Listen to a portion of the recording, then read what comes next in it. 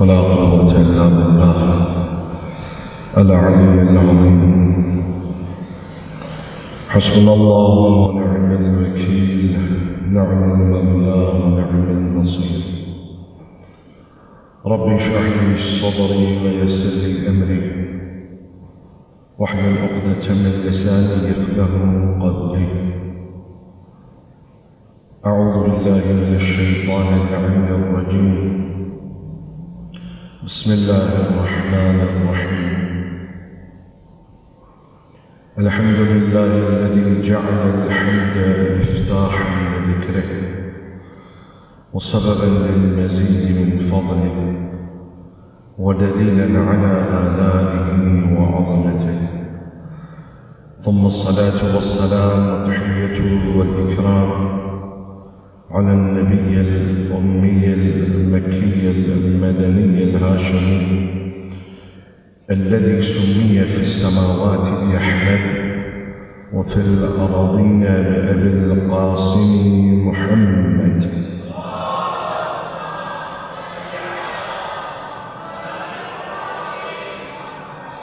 وعلى آله الطيبين الطاهرين المعصومين الهداة المهديين، سيما أولهم أمير المؤمنين وآخرهم بقية الله في الأراضين، روحي وأرواح العالمين لتراب قدمه الفداء، ورحمة الله على محبيهم ومواليهم وشيعتهم أجمعين، ولعنة الله على أعدائهم الملعونين.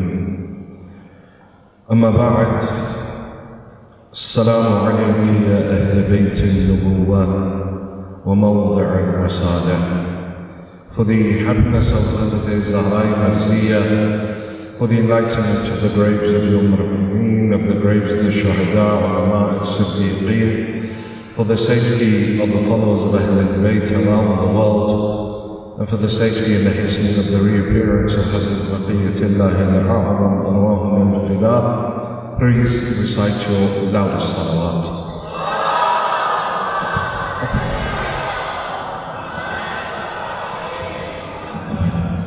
Another one, please. Thank you.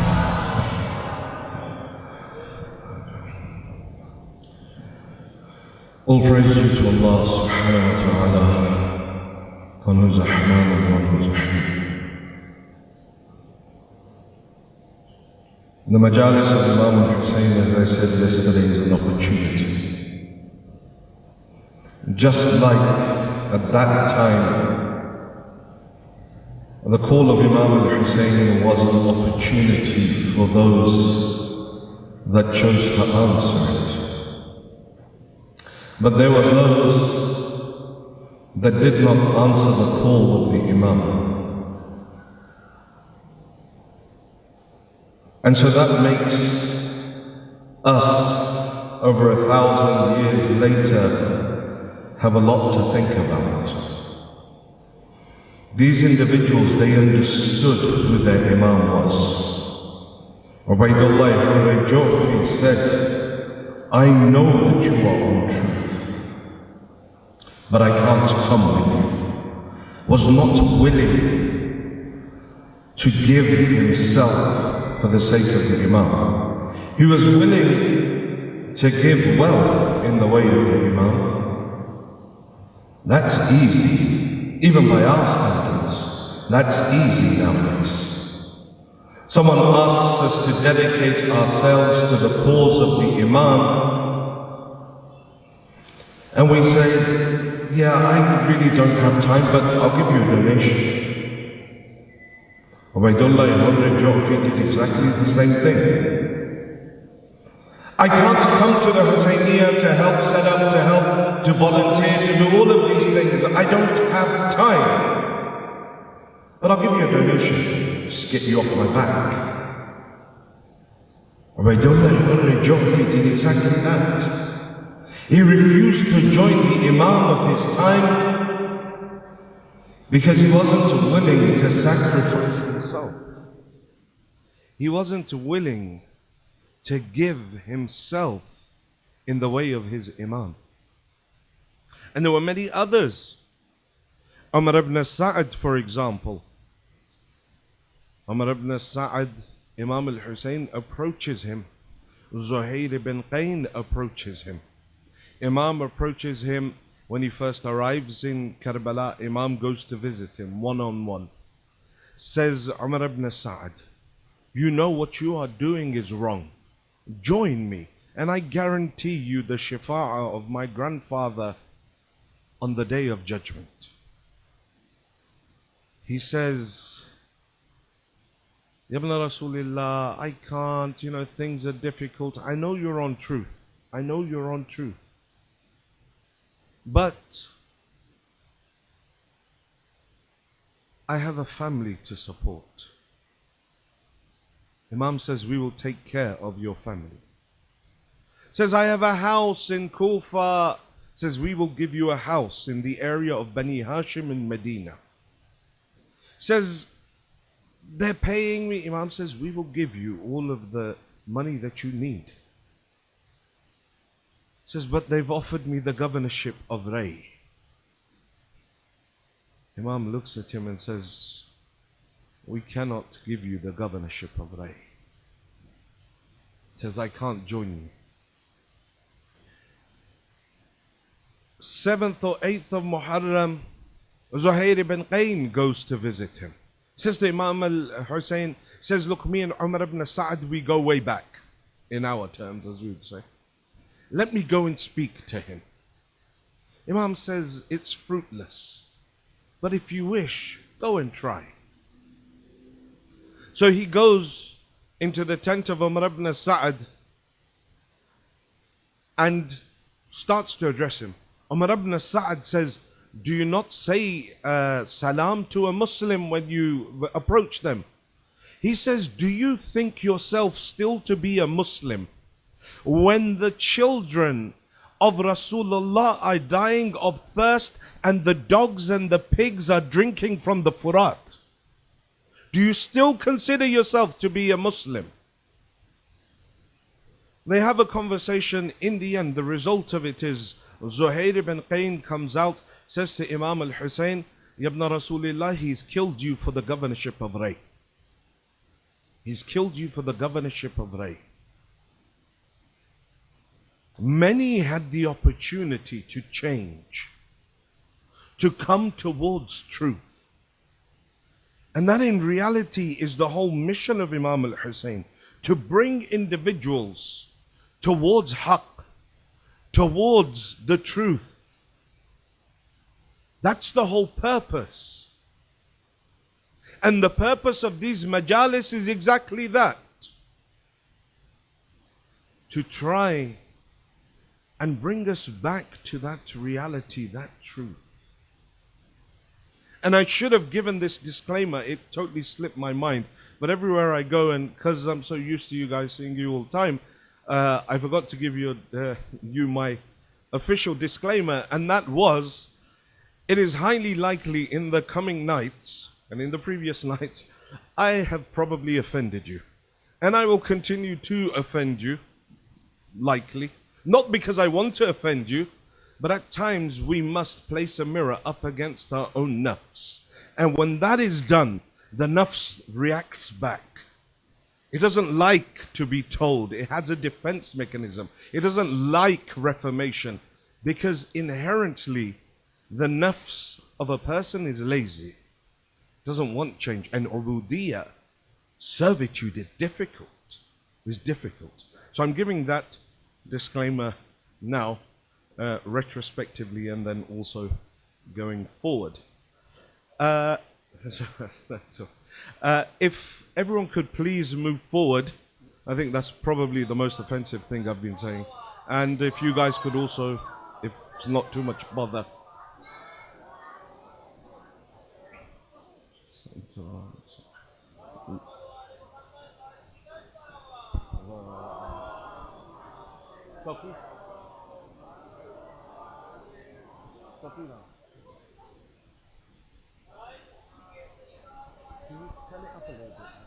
A bit more.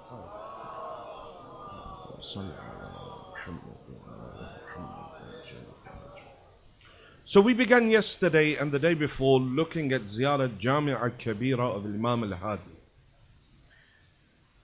And I've said that this is one of the most perfect ziyarat in terms of the ma'arif of Ahlul Bayt, knowing Ahlul Bayt.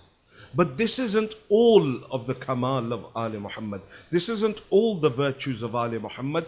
Rather, this is all the virtues that we can bear to understand. Otherwise, Ali Muhammad are far greater than that. So for two majalis, we looked at this idea of salam, and inshallah, that has now sunk in, and we'll all say salam to each other as well, in addition to the imams. The first opening line of Ziyarat Jami' al-Kabira, it says this: Assalamu alayka ya ahl bayt an-nubuwah wa mawdi' al-rasalah. Salam be upon you, O the household of prophethood and the place of messengership. Note that it doesn't say Ya Ahl Bayt al-Rasul. It doesn't say, oh, the household of the Rasul, of the Prophet, or Ahl Bayt al-Nabi. It doesn't say the household of the Prophet, or the household or the place of the messenger. But rather it says the household of prophethood. Of prophethood.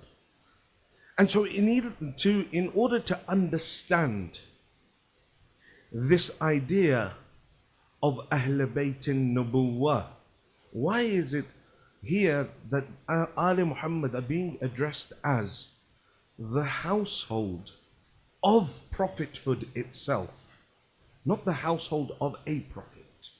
We need to understand a few points. The first is something that I've mentioned previously, and that is that this world has been created vertically. By vertical, I mean in terms of its esoteric existence, that there is Tawheed at the top, if you would imagine it like this, and then there is the realm of Wilayah, and then there is the rest of existence. Be that the angelic realms of the Malakut, or then this physical plane. Because there are semi-permanent, semi-material, semi-immaterial, total immaterial realms that are beyond the dunya.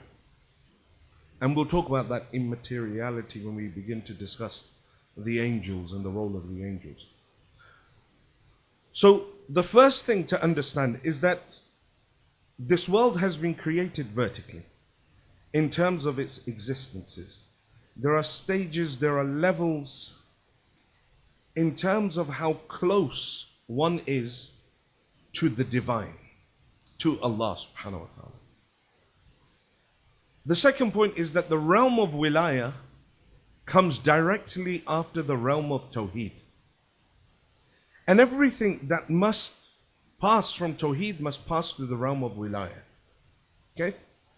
The third point is this, that Risalat and Nabuwat are branches of Wilayat. They are branches of Wilayat. And Wilayah has levels within it. Risalat and Nabuwat, messengership and prophethood, are branches of that Wilayat. So every Nabi and every Rasul is a Wali. But not every Wali is a Nabi or a Rasul. For example, Abu al-Fadl al-Abbas is one of the awliya of Allah. He is a Wali of Allah, but he's not a Nabi or a Rasul. Or indeed, our Imams, they are the awliya of Allah, but they're not prophets, nor are they messengers. So, prophethood and Risalat are branches of Wilayat. Now, when we look at Wilayah, there are two types of Wilayah. There is Wilayah Tamma, there is total Wilayah, and a partial Wilayah. Total Wilayah is individuals that have ascended every possible rank and station till they have achieved total proximity to Allah subhanahu wa ta'ala, that no one else can get any closer than that. And they've reached the highest realms. At this stage of total wilaya, an individual becomes the manifestation of all of the names of Allah. Becomes the manifestation of all of the names of Allah. And at this stage, there exists no intermediary between the wali tam, the one that has total wilaya, and Allah subhanahu wa ta'ala. There is no barrier between them. There is no intermediary. They draw directly from the realm of Tawheed. Rather, the wali tam, the one at the level of wilayat tam, is the barrier between Allah and the rest of existence. And the rest of existence. So the one that is wali tam has total authority over every single nook and cranny of existence. Material, immaterial, permanent, semi-permanent. They have control over all that is in existence. The humans, the angels, the jinns, the animals. Everything is under their control except Allah. Allah is above them. Yeah?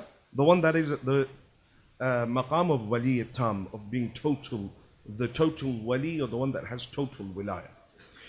Partial wilaya is an individual that has ascended some ranks in the realms of wilaya and has some level of closeness towards Allah, and he has been bestowed with certain names of Allah. He's able to manifest some.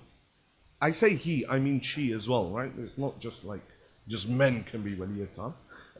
So he or she can also manifest some of the names of Allah subhanahu wa ta'ala. So he's achieved some level of closeness to Allah, but not total proximity. Not total proximity. So the one that possesses this total wilaya is an individual that must be the best of creation. Must be the best of creation. Cannot have any flaws or faults within him, because he has ascended the highest ranks of servitude and have now become the barrier between Tawheed and the rest of existence. The one that is wali tam receives every single one of the phase of Allah subhanahu wa ta'ala, the blessings and the barakah of Allah first, before anything else in existence. The wali tam receives it. Be that sustenance, be that life, be that death, be that anything, the bounties, the barakat, the mercy of Allah. The wali tam receives it first before anything in existence. And then from the wali tam, from that realm of wilaya, those virtues from God, of the names of God, that life, that death, that sustenance, those bounties, are then distributed from the wali tam to the rest of existence via different methods. Okay? And there is no doubt in the aqidah of the Shia Ithna Ashari school of thought that the wali tam is none other than the blessed wujud of Rasulullah and Ahlul Bayt alayhimus salam. Recite aloud salawat.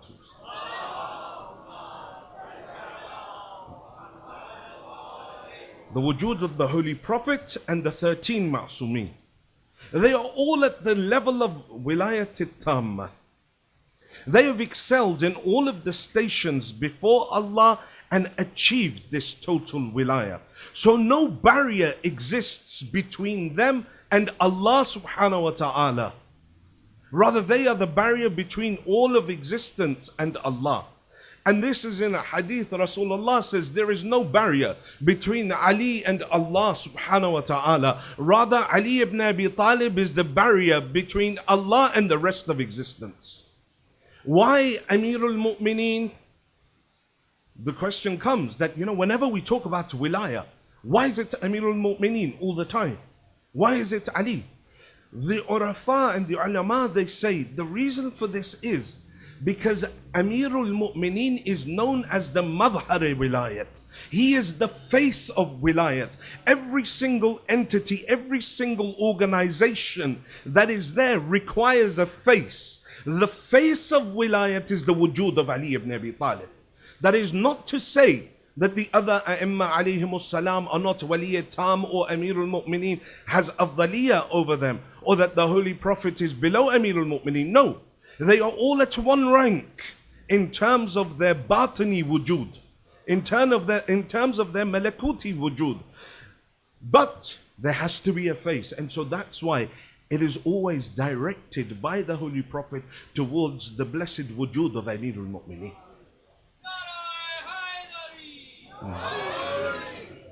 So these individuals have excelled to the point where now they receive the greatest tajalli of Allah. If you read the dua of the day of Mab'ath, the night of Mi'raj, there is a dua. In that dua, it opens with this: Allahumma inni as'aluka bitajalli al-a'zam fi hadhihi al-layla min ash-shahr al-mu'azzam wal-mursal al-mukarram. Allah, I beseech you in the name of your greatest tajalli, your greatest manifestation that you bestowed upon the Holy Prophet. This greatest tajalli manifested, this greatest manifestation manifested only for the Holy Prophet of Islam. But by extension of that, because he says, Ana wa Ali min nurin wahid, Ana wa Ali min shajaratin wahida, that awwaluna Muhammad, akhiruna Muhammad, awsatuna Muhammad, wa kulluna Muhammad, referring that our nur is one. And we will explain in the later nights as well how the nur of Ali Muhammad was a single point, which then from there split, and the rest of creation was created from various, the anwar of Ali Muhammad. So by extension of the Holy Prophet and his wujud going, this also applies to Ahlul Bayt alayhimus salam. The Holy Prophet ascends through the heavens to the point, the maqam that the Holy Quran in Surah An-Najm calls Aw Adna. To the maqam of Aw Adna, or even closer. The Holy Prophet is ascending through Mi'raj and he stops at the various levels. At the first level he meets Hazrat Adam, of first level of heaven he meets Adam alayhi salam. Second he meets Yahya and Isa alayhi salam. The sixth Hazrat Musa, seventh Hazrat Ibrahim. All of these, and you've heard all of the stories as well. Holy Prophet sees many different things in there. He sees the batani wujud of Ahlul Bayt alayhimus salam as well. There's much that we can speak about there. Until he reaches a point known as Sidratul Muntaha. Sidratul Muntaha is a point at the end of the angelic realms, after which no creation can pass. Sidratul Muntaha is referred to, like they say, there is a cedar tree that grows at the edge of the angelic realms, at the edge of the malakut, beyond which no one can go. And this is where Jibreel says, if I go, I shall perish, my wings will burn. None can transverse this realm. That realm, istilahan, they call it the Lahut, but we're not really concerned about its name right now. So at the end of the malakut is Sidratul Muntaha, the edge of existence, as it were. And after this point, it is but Tawheed and the realms of Tawheed. There is a beautiful narration from the Holy Prophet, if I'm not mistaken, from the seventh Imam. He says that when the Holy Prophet ascended through all of these ranks and reached Sidratul Muntaha, فَقَالَ جِبْرَائِيل, and then Jibreel said to him, هذه سدرة المنتهى كان ينتهي الأنبياء من قبلك إليها. This is سدرة المنتهى. all of the previous prophets of God in their Mi'raj could only come to this point, could not go beyond this point, Ya Rasulullah. ثم لا يجاوزونها وأنت تجاوزها إن شاء الله ليريك من آياته الكبرى. They were not given permission to go past Sidratul Muntaha, but you, Ya Rasulullah, have been given permission to go past Sidratul Muntaha so that you may view His greatest manifestation, His Ayatul Kubra. The Holy Prophet transverses the realm, passes over, enters the realm of Tawheed, and the Quran now takes over. ثم دنا فتدلى وكان قاب قوسين أو أدنى. He went closer and closer till there was only 2 bows' lengths or less between him. Now this قاب قوسين أو أدنى is not a physical measurement like 2 meters. A bow was 1 meter long, and so it's 2 meters. But it was to show this is metaphoric. No one can reach the center of God because we don't believe God has a center. God doesn't have a place where He is situated. In the Aqidah of Ahlul Bayt alayhim wasalam, in the Shia school of thought, God doesn't sit on a throne, nor does God inhabit a body, nor does He have makan. He does not change His state. He is but everywhere. But it is to show the spiritual ascension of the wujud of the Holy Prophet to this point of Adana. He comes so close to the essence of it all. Someone asks Imam al-Sadiq salawatullah wa salamuhu alayh,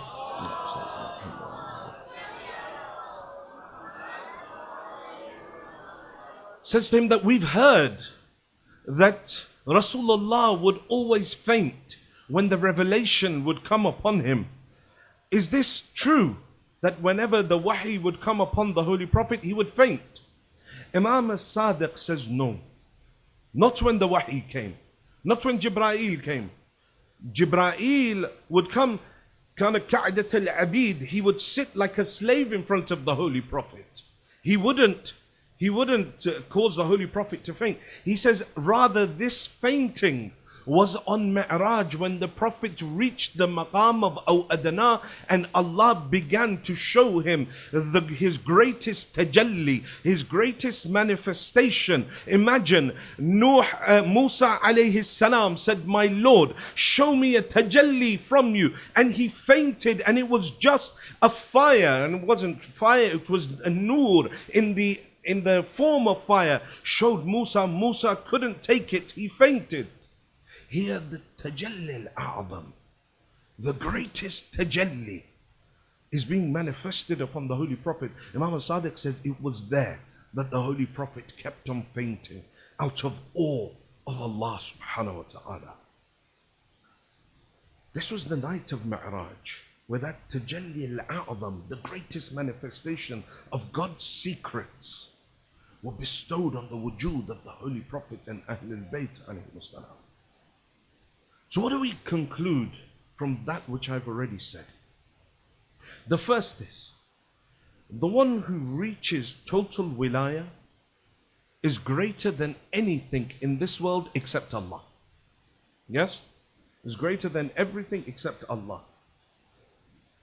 The one that is wali tam is a nabi for the anbiya as well. He is a nabi of the anbiya as well.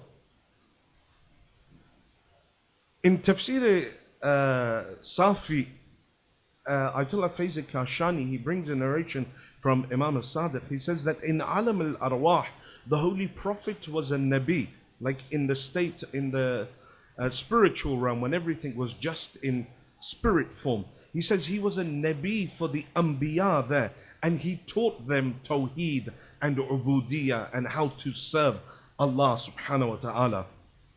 The rest of the Anbiya were at a lower rank of Wilayah. The rest of the Anbiya are at a lower rank of Wilaya. They only had access to a certain amount of the names of God. Isa alayhi salam had access to 2 names of God. He was given access to 2 names of God. Musa alayhi salam, the riwayat say, had access to 4 of the names of God. Ibrahim alayhi salam was given access to 8 names of God. But Ali Muhammad say, in this narration, Ali Muhammad say, although Isa was given 2, and Ibrahim 8, and Musa 4, we, Ali Muhammad, have been given all 72 names of Allah subhanahu wa ta'ala. We have control over all 72 of them. The maqam of the Wali Tam is huge. We have access to all 72 names of God. The Holy Wujud of the Holy Prophet and the 13 Masumin. And I said the realm of Wilaya has ranks in it. So the Anbiya are also from the realms of Wilaya, but also the awliya of Allah, those sages and mystics. And me and you, we can ascend into the realms of Wilaya as well. They can have access to a certain number of these names. And that's why we have certain narrations from the Holy Prophet where he'll say things like, you know, ulama ummati, the ulama of my ummah are greater than some of the Anbiya of Bani Israel, are greater than some of the Anbiya of Bani Israel. Actually, now that I've mentioned the narration, it reminds me, Ayatollah ibn Fahd al-Hilli, he is the writer of the book Uddat al-Da'i. He used to live outside the city of Karbala, and he would have a piece of land that he would farm and things like that. And one day they say that there was a Jewish man, he came to see Ibn Fahd al-Hilli. He said, I've heard this narration that the ulama of this ummah, of the ummah of Rasulullah, are greater than the Anbiya of Bani Israel. Is this true? Ibn Fahd al-Hilli said, yes, it is. He says, well, what gives you rank over Musa? What gives you rank over Musa? So Ibn Fahd al-Hilli, he had an item that a stick that he was digging the ground with, and he took his stick and he threw it to the ground, and it turned into a snake. Turned into a snake. Then he picks it up again, and it turns back into a staff. This Jewish man says, well, that doesn't give you afdaliyah, doesn't give you greatness over the Anbiya. That brings you to the same rank at least, that you could do the same miracle that Musa did. He says, no, the difference is when Musa threw down his staff, Musa became afraid when it turned into a snake. But when I threw it down and it turned into a snake, I was not afraid. So the ulama of my ummah are greater than the Anbiya of Bani Israel. So the human being has the ability to rise in the ranks of the realms of Wilaya and get some of those names of Allah subhanahu wa ta'ala. Akhund Mullah Ali Masumi Hamadani is one of the Urafa of past. He says that one day I was in the haram of Amirul Mu'mineen, and we were walking around in the haram, and he says a child ran up into the minaret, Zahiran, this is many years ago when the minarets were able to go, and he climbed to the top and he fell from the top of the minaret to the ground. So all the people were standing there watching, and they were in shock. What has happened? You know, when everything goes into slow motion and this child is tumbling from the top of this minaret towards the earth. Everyone's looking. He says there was a laborer that was walking. You could tell he was laborer. His clothes were dirty. He was just, you know, in a state. And he was just walking through the haram of Amirul Mu'mineen. He looked at the child and he said, stop. And the child stopped a meter or two from the ground. The people ran forward, they picked up the child, and then they turned towards this laborer and they ran towards him, and the khuddam of the haram, they took him and they put him into a side room. Akhund Mullah Ali says that I too went into that room and I asked him, said, what is it? What, you know, who are you? How did you get this power? How did you get this power? He says, Oh, it's nothing special. A whole lifetime, Allah told me to do something, and I said yes. And one time I asked Allah for something, and He said yes. You see, when you achieve the realms in the ranks of wilaya as well, everything in existence also becomes subservient to you. And that's why Allah subhanahu wa ta'ala, there's a beautiful hadith Qudsi. He says, Ya ibn Adam, O son of Adam, or children of Adam, Ya ibn Adam, أنا غني لا أفتقر.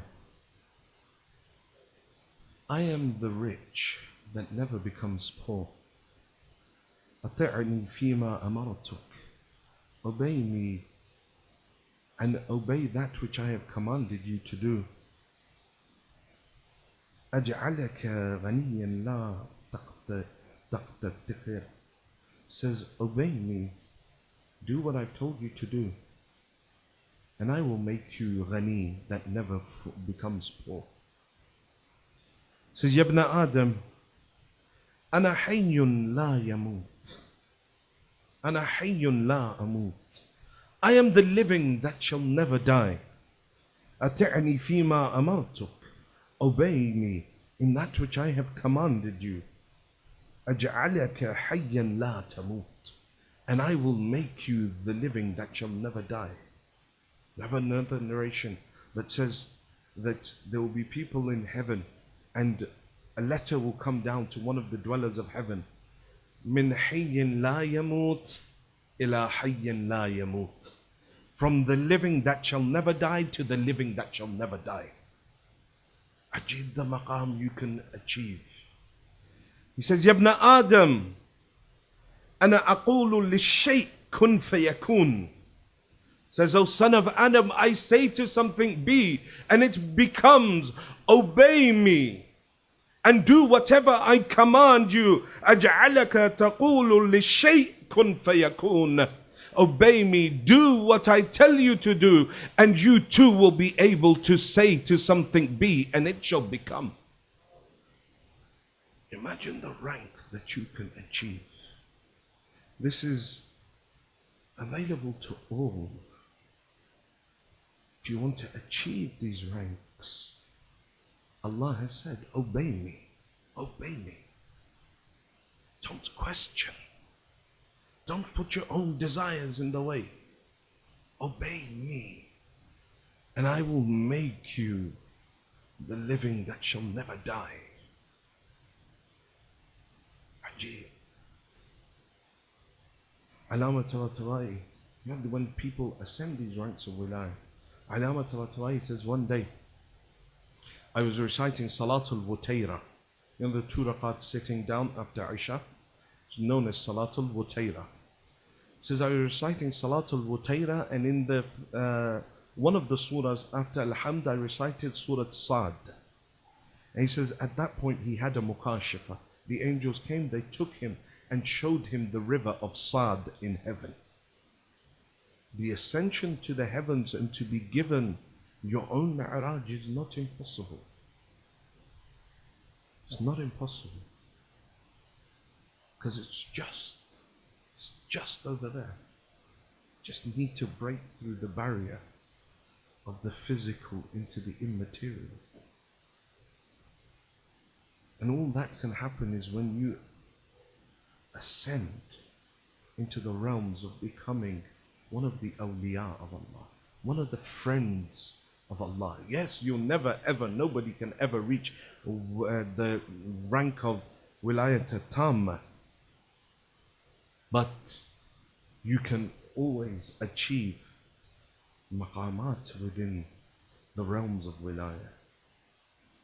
Zahiran, when you look at the individual in the story, he's a laborer. And people were shocked, a laborer. How could he reach this maqam? You don't have to be sitting on the member or going to Hawza or do. It's about you purifying your heart. It's about you purifying your heart. I said to you on the first night, if I'm not mistaken, or the pre to the first night. Said, Al-qalbu yataraddadu bayna al-mulki wal-malakut. Your heart is the revolving door between the mulk and the malakut. You can enter the angelic realms. The key to it is a purified heart. A purified heart. And the heart is only purified when the actions are pure as well. Many people have said, it does not matter what my physical actions are, as long as my heart is pure. That was the Batiniya movement, and the Imam sent la'na on those people. Those that say, it doesn't matter what I do on the outward, as long as my heart is pure. The Batiniya movement was cursed by the Imams. If it's not too much trouble, if the brothers could just move forward somewhat more. There's some brothers struggling at the back. If you'd all just come forward a little bit more. Sisters, if you can. You're pretty sardinely packed already. Sorry. Yeah. So everyone, if you just, the younger brothers, if you can come through as well. Sentum. Sentum.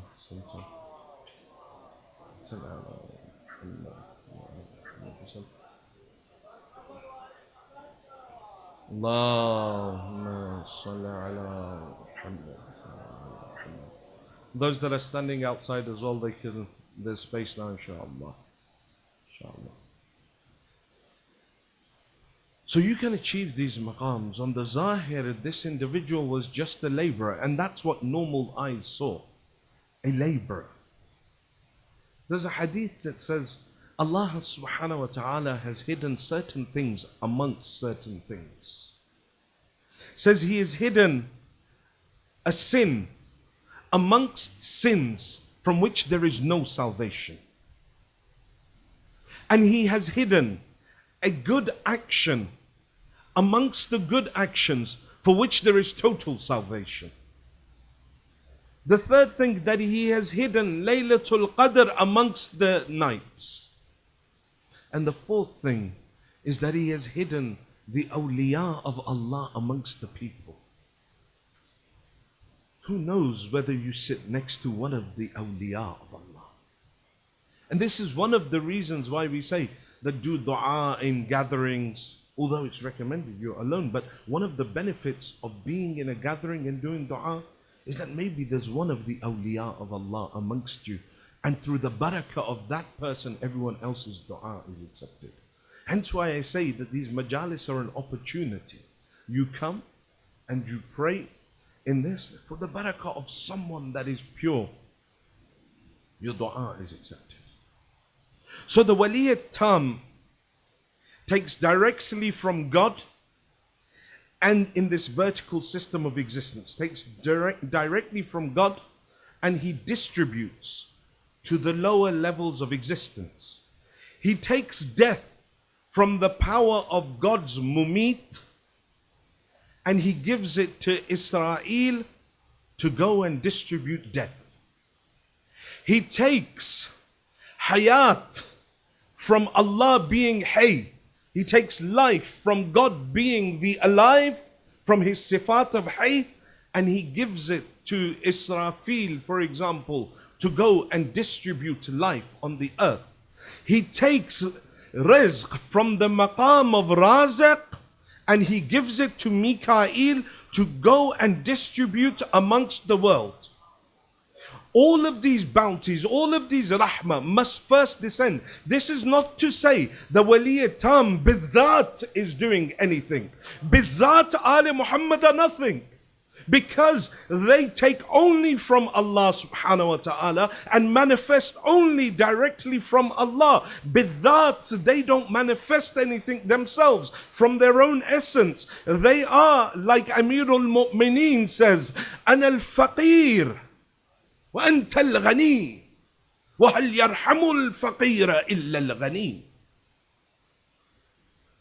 They are still the creation of Allah. They draw directly from the names of God, from the sifat of God, in the batini sense.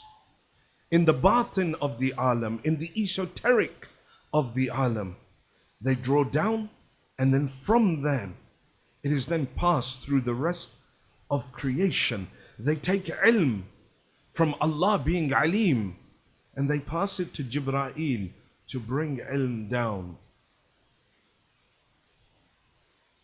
They take that ilm, they pass it to Jibreel, and Jibreel brings that ilm down to earth. But the most important part that you must note and must understand, and this is where much of the deviancy on both sides comes. Those people that are exaggerating and become ghali, and those people that become total muqassis. The problem that we have is they don't understand this concept. The ghullat, those that are exaggerators, that become mushrik, say all of these kamalat that Ali Muhammad have are bidhat. They make existence a horizontal axis. They place them on the par with God. That is shirk. That is haram. You're going to hell if you believe that. But this is silsila maratibi. There is a vertical system of existence. Ali Muhammad do not manifest from their dhat, from their essence. They draw from the divine names of God in the system that God has created. They draw directly from there, and then they distribute it to the earth. There are others that misinterpret. Oh, no, imams can't do anything. They don't have any power, blah, blah, blah. And now there's a big debate. You know, people have started. Can I ask the imam direct? Or is it shirk? Can I ask Abul Fadl al-Abbas direct? Or is it shirk? Or do I have to go straight to Allah, wasila of Ali Muhammad? Ayatollah Mujtahidi Tehrani, his teacher, Ayatollah Khansari, those of you that know the Maraja and the history, this is one of the most heavyweight ulama that we have ever had. He was respected throughout all of the Maraja for his knowledge, for his piety. This is an individual who had his fatwa was this, that if a marja becomes unconscious for whatever time, his system of wikalat is removed from him. His wukala no longer remain his wukala because he became unconscious for a moment. So when it came for him to have an operation and they wanted to put him under anesthetic, he said, no, I'll fall unconscious. And so the whole system of wakalat and my wukala and stuff, all of that will break. So he says, look, do it without anesthetic, just give me a tasbih. And he laid down on the operating table and he just started reciting tasbih. He said to him, as soon as I start reciting, you just start operating. It was a couple of hour long procedure. He laid back and he just recited tasbih. And they completed the whole operation without any sort of anesthetic. Because when one ascends, you know, these ranks of wilaya, because then you don't remain in this physical plane. You easily enter other planes, and this is where you have in the example of Amir al-Mu'mineen, he's praying and they're pulling an arrow from his foot and he can't feel it because he's no longer in this plane. He's entered those malakuti realms. Nonetheless, Ayatollah Khansari, Ayatollah Mujtahidi asked him that, you know, when I go to Karbala or when I go to Imam al-Rada, do I say which is best? Do I say, oh Allah, for the sake of Imam al-Rada, you give me? Yeah? Listen to this very closely. It says, oh Allah, for the sake of Imam al-Rada, you give me. Or is it better I say Imam al-Rada or Imam al-Hussein, you give me? Imam al-Rada, Imam al-Hussein, you give me. Ayatollah al-Uzama Khansari, he says the second is better. You say directly to the Imam, Ya Imam, you give me. By you give me, you're saying, oh Imam, you ask Allah for me. Because it's the same way. that if I'm here and let's say Brother Amir Mukhtar over there wants me to ask Brother Ali Hashmi over here about something, says, look, I know you two are close. Could you, he can either go directly to Brother Ali and say, look, I know Nabeel's all right, you know, he told me to come to you and, you know, maybe you could help me out with something. And he'll be like, okay, well, yeah. Or he could say, look, Nabeel, could you go and have a word with Brother Ali? And I'll be like, okay, look, he's a good guy, you know, he's come, I brought his... Which one is he more readily going to accept? Me going to him direct. Says it's the same with Ali Muhammad. When you're going to Allah subhanahu wa ta'ala and saying, with the wasila, rather you just say, Ya Imam, you ask Allah for me, please. You ask Allah for me. No one's removing Allah from the equation. We've already said the wali tam only draws from Allah, has nothing bidhat.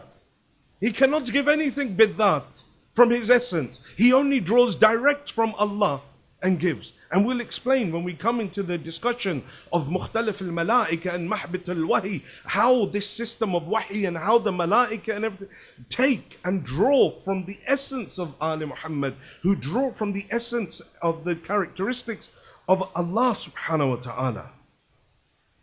Says, ask directly from the Imam, there's no problem. Just recently someone asked Ayatollah Tahriri, and I translated this and some people may have seen it.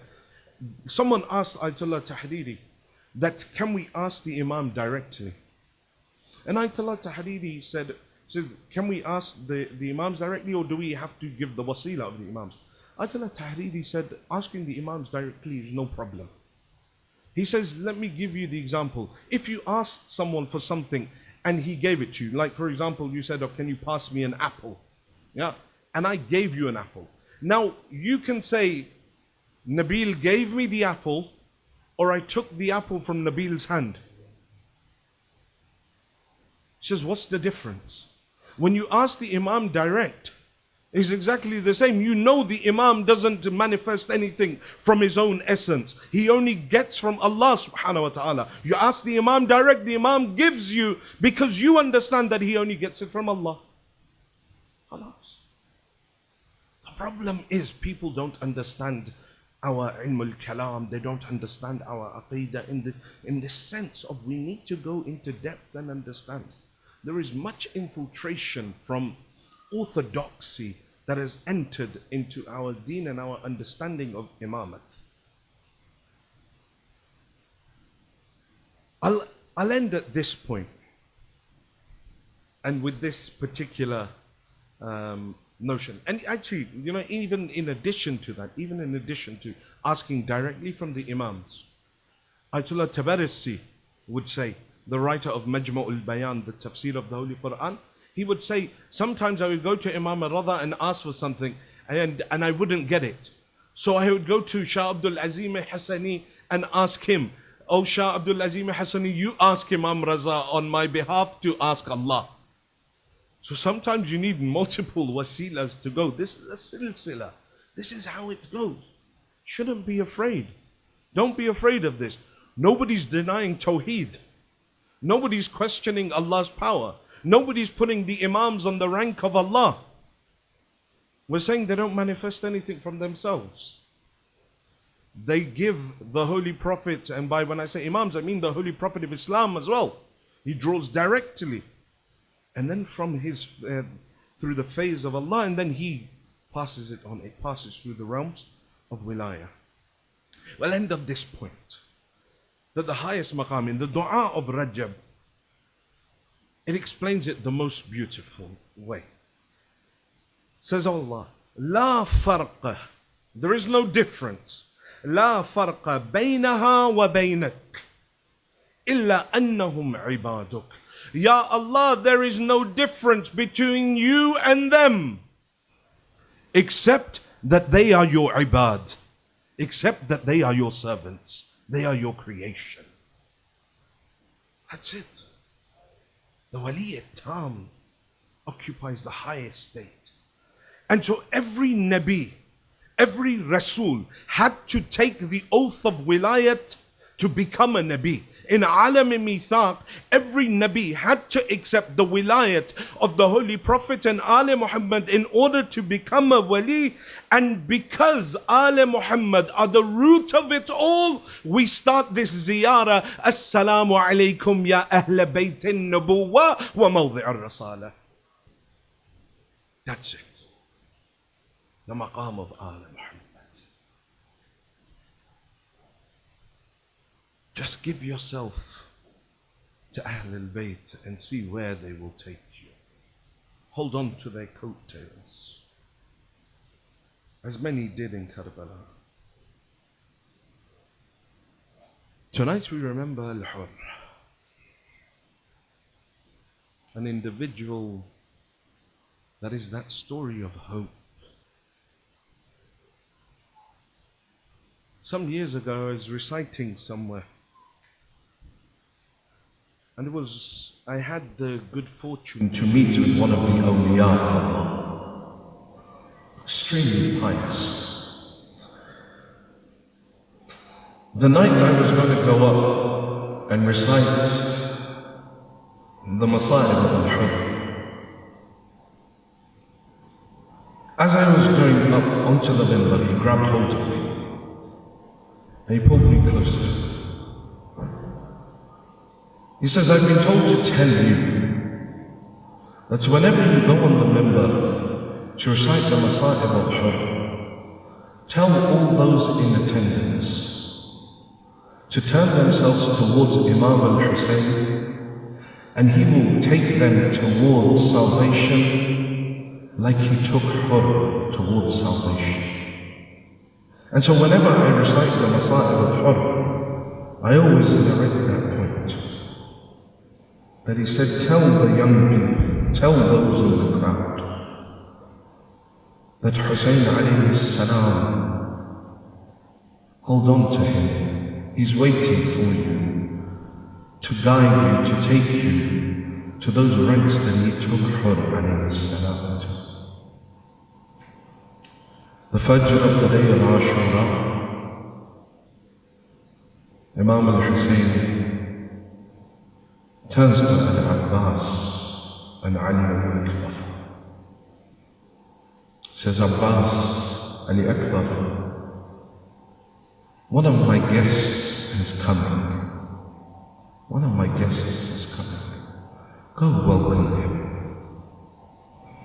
They go outside and they see as the dawn is dawning, Hur is coming towards the tents of Imam Hussein. Hands tied, blindfolded, some say, barefoot, Hur and his son make their way towards Imam Hussein. Hur has not even reached the tents of Abi Abdullah, that Imam Hussein himself runs and meets Hur. Hur with his head down will not look at Imam Hussein, will not look at Imam Hussein. Hur, head lowered, says, Ya Ibn Rasulullah, I am the reason for you coming to Karbala. I am the reason for causing fear in the hearts of the daughters of Ali and Zahra. Ya Ibn Rasulullah, I am the reason that you are thirsty.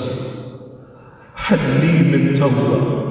Is there any chance that Hur can be forgiven?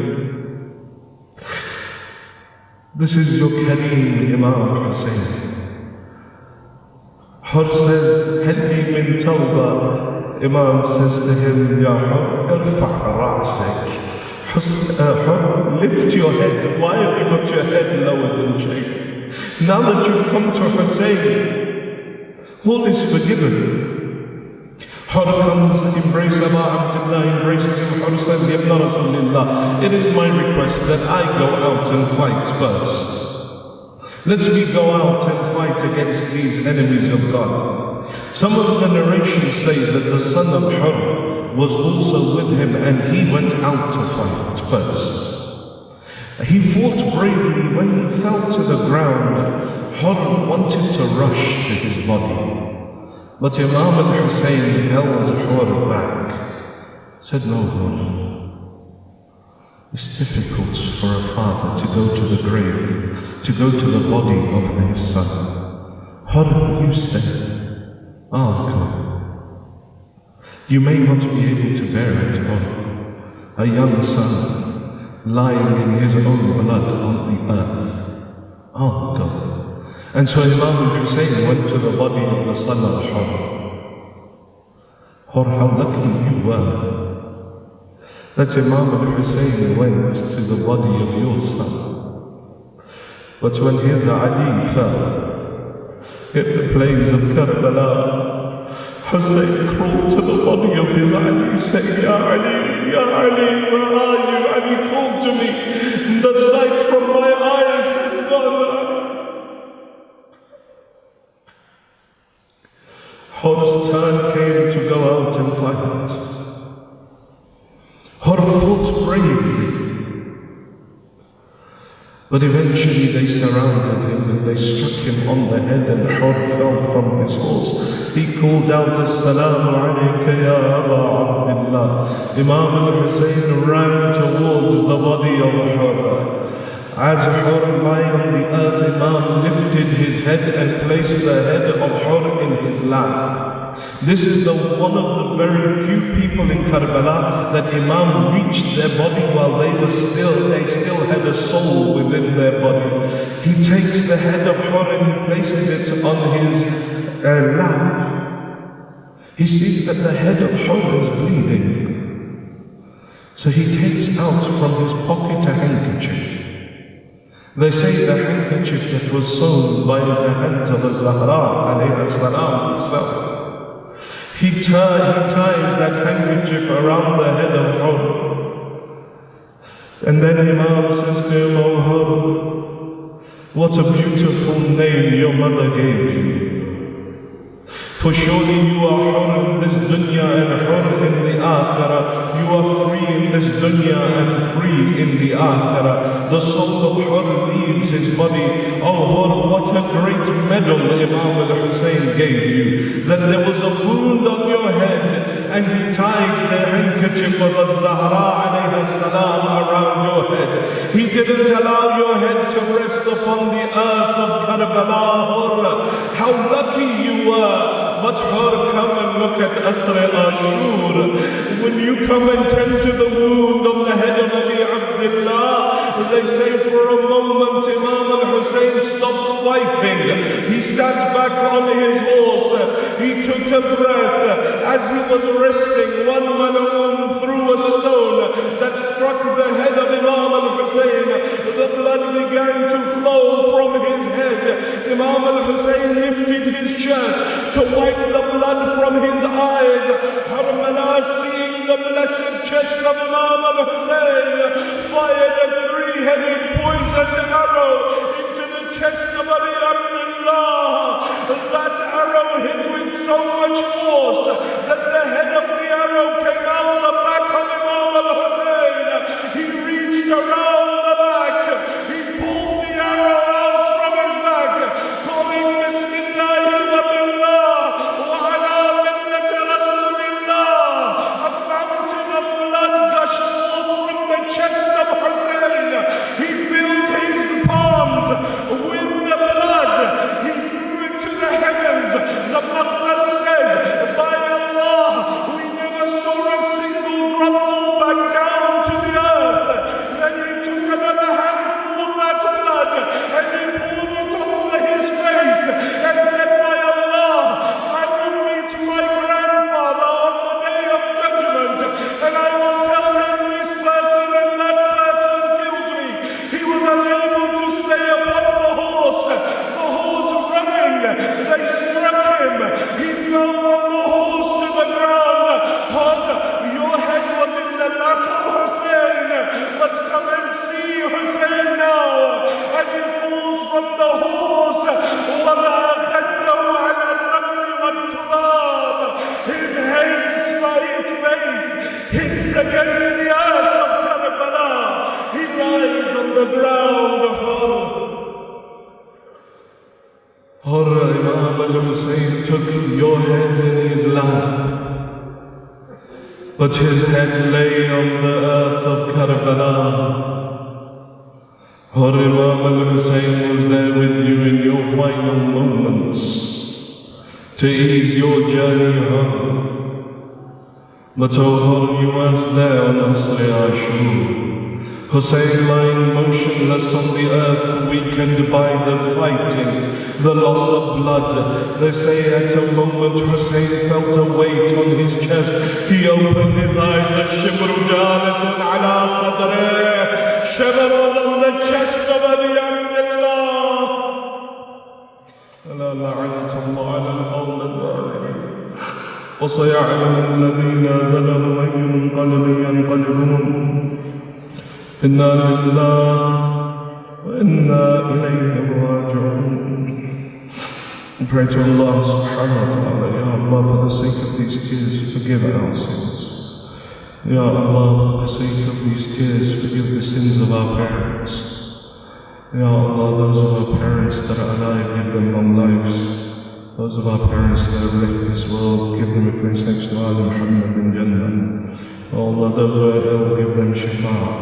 Those who are in debt, clear their debts. Ya Allah, I don't know which hajat, what difficulties, what sorrows those in attendance of this majlis have brought with them. Ya Allah, for the sake of the mother Umiyyat of Aba Abdullah, ease their sorrows, dispel their difficulties, and fulfill their hajat. Ya Allah, give us tawfiq to go on the ziyarat of Imam al-Hussein this year and every year. Ya Allah, there is a special request for du'a shifa'a for a couple of individuals, bilakhas the mother of Mulana Mubashir Shah of Birmingham. Ya Allah, she is ill for the sake of Imam al-Hussein. Ya Allah, give her shifa'a ajil kamil. Ya Allah, keep safely Azadar of Sayyid al-Shuhada around the world. Ya Allah, protect those eyes that cry over Imam al-Hussein. Give them no other sorrow in their life but the sorrow in the gham of Abi Abdullah. Ya Allah, hasten the reappearance of the Imam of our time and allow us to be amongst his true muttaqin. Mata al-Hussein.